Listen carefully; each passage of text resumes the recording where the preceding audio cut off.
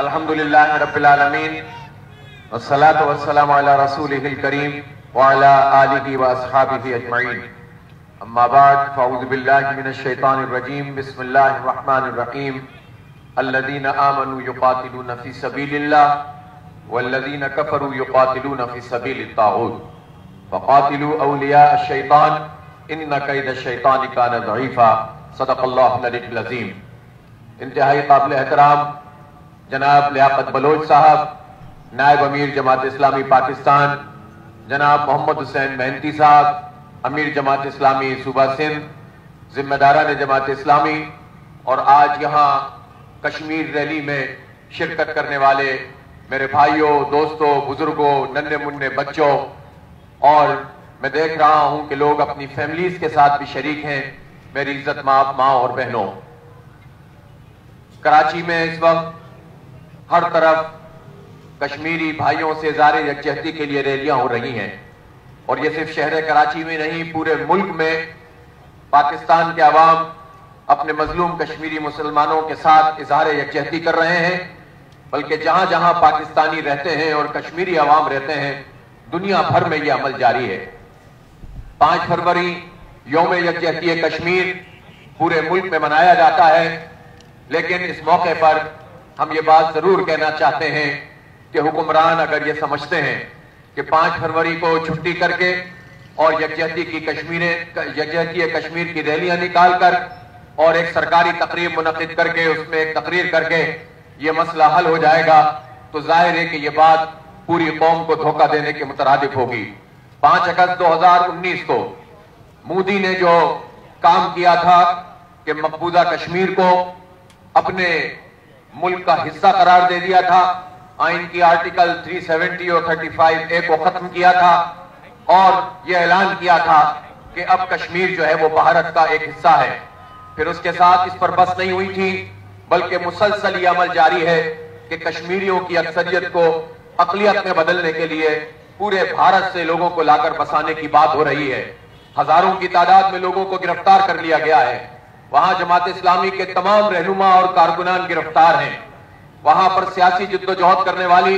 حریت conference کے تمام leaders کو گرفتار کر لیا گیا ہے۔ لاک ڈاؤن کی کیفیت ہے، اور لاک ڈاؤن تو ہم نے دیکھا ہے کشمیر میں مسلسل 500 دنوں سے یہی صورت ہے۔ لوگ بمشکل اپنی خوراک پوری کرتے ہیں، بیمار ہوں تو ہسپتال انہیں فوری طور پر میسر نہیں آتے ہیں، پھر رات کے اندھیروں میں بھارتی فوجی اس کے درندے دندناتے پھرتے ہیں، گھروں میں گھس جاتے ہیں، ماں بہنوں کی عزتیں پامال ہوتی ہیں، نوجوانوں کو اٹھا کر لے جاتے ہیں، اور پہلے تو یہ ہوتا تھا کہ جو لوگ شہید ہوتے تھے ان کے جنازے نکالے جاتے تھے، اب انہوں نے شہیدوں کی جو قبریں ہیں اس کو بھی سری نگر یا کپواڑہ یا سوپور میں نہیں بلکہ دور دراز کے علاقوں کے لیے قبرستان مختص کر کے دفنانا شروع کر دیا ہے، تاکہ کوئی تحریک آگے نہیں بڑھ سکے۔ وہ اپنے ان ہتھ کنڈوں سے کشمیر کی آزادی کی تحریک کو کچلنا چاہتے ہیں، لیکن ہم کشمیریوں کو سلام پیش کرتے ہیں کہ وہ صرف اللہ رب العالمین کے بھروسے پر اس تحریک کو جاری رکھے ہوئے ہیں۔ ان کے نوجوان اٹھ کر تحریک چلاتے ہیں، ایک کو شہید کرتے ہیں، 10 کھڑے ہو جاتے ہیں، ایک برہان وانی شہید ہوا، ہزاروں برہان وانی تیار ہو گئے، اور صرف یہ دائرہ ایسا نہیں ہے کہ کوئی معاشرے کے کمزور لوگ اور معاشرے کے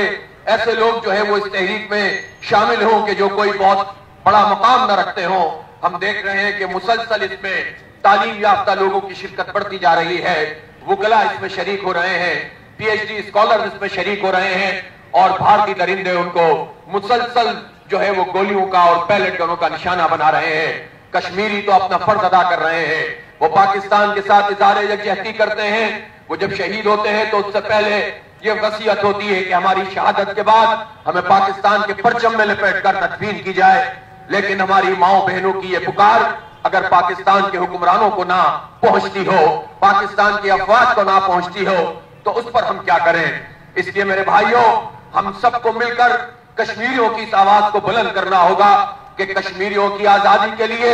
ظلم سے نجات دلانے کے لیے ہمیں ہر محاذ پہ لڑنا پڑے گا، پوری قوم کو اتحاد کا مظاہرہ کرنا پڑے گا، پوری قوم کو یکجائی حاصل کرنی پڑے گی، اپنی صحیح قیادت کا انتخاب کرنا پڑے گا، اور ساتھ ہی ہم یہ کہنا چاہتے ہیں کہ معاملہ صرف یہ نہیں کہ سفارتی محاذ پر کام کیا جائے، سفارتی محاذ پر بھی اس وقت عملاً کوئی کام نہیں کیا جا رہا، ایک دو تقریروں سے مسئلہ حل نہیں ہوتا۔ ہم دیکھتے ہیں کہ ممبئی کا واقعہ ہوا، بھارت نے پاکستان کے خلاف پروپیگنڈا کھڑا کر دیا، پوری دنیا کے سامنے یہ نقشہ پیش کیا کہ دہشت گردی پاکستان کرتا ہے۔ یہاں 100 سے زائد واقعات پاکستان میں بھارتی راہ نے کیے، راہ کے ایجنٹوں نے کیے،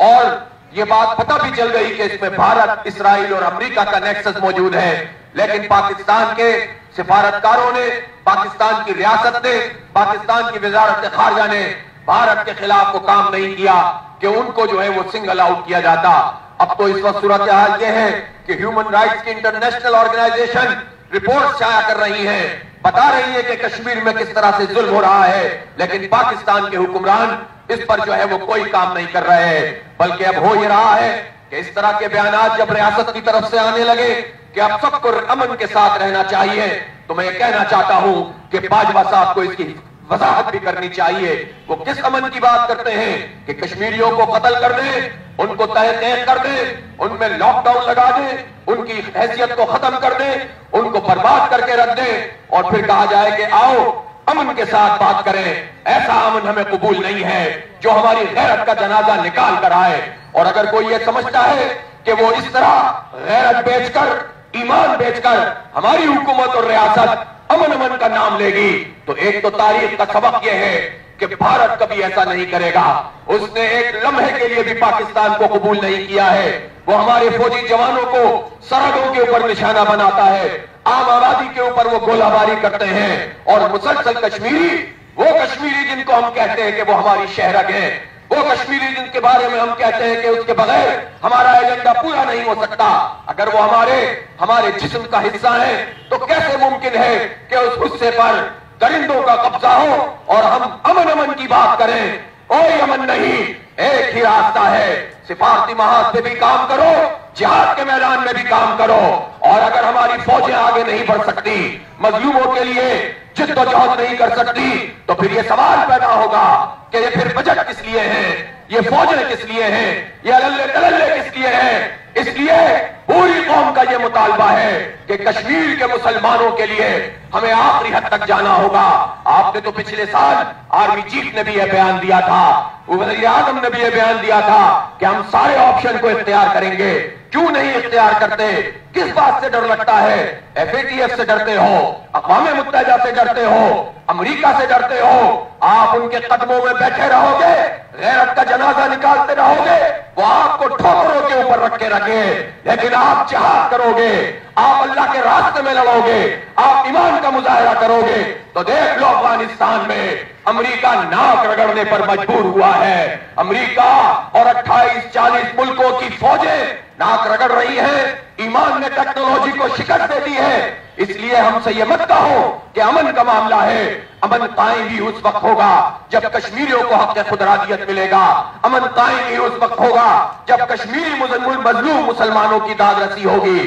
اس لیے پوری قوم کو اپنے حکمرانوں کے خلاف احتجاج بھی کرنا چاہیے کہ جو کشمیریوں کی تمناؤں کا خون کر رہے ہیں۔ جماعت اسلامی پہلے دن سے کشمیر کے محاذ کے ساتھ ہے، ہمیں یہ کہنے میں کوئی بات نہیں ہے کہ جب ریاستیں کام کرنا چھوڑ دیتی ہیں، وہ جب یہ کہتے ہو کہ ریاست کا کام جہاد کرنا ہے، تو جہاد کے کون سے پیرامیٹرز ہیں، وہ کون سی شرائط ہیں کہ جو ابھی پوری نہیں ہوتی ہے؟ صرف ایک ہی مسئلہ ہے نا کہ آپ کی جان جانے کا خطرہ ہے، آپ کے مال جانے کا خطرہ ہے، آپ کے آرام کو مسئلہ پیدا ہوتا ہے، اور آپ کو یہ مسئلہ ہوتا ہے کہ آپ کو لڑنا پڑ جائے گا، تو بھائی برباد تو ہمیں آپ نے اب بھی کر کے رکھا ہوا ہے۔ یہ حکمران ہم پر معاشی بم پھینکتے ہیں، پیٹرول بم پھینکتے ہیں، ہمیں ہمارے حقوق سے محروم کرتے ہیں، ہماری گنتیاں تک پوری نہیں کرتے، ہمیں ہر لحاظ سے ٹوٹ پھوٹ کا شکار بناتے ہیں، تقسیم در تقسیم کرتے ہیں۔ ہم تو ویسے ہی مر رہے ہیں، تو کیوں نہ ایمان اور غیرت کے ساتھ جان دے دیں اور یقین رکھیں